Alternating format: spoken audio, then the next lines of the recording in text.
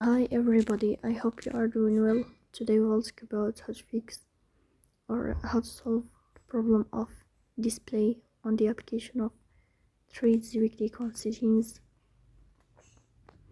Here we go to apps, default apps, app settings. Then in this page you will search about the application of threads and we click here in this window, we go here to this window of threads. Then we click on first stop and we click OK.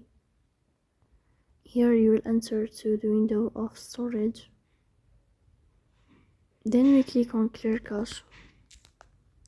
In the end you will turn off your phone and you will wait a moment to restart your phone again to fix that problem.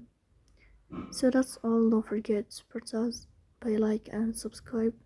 See you next time.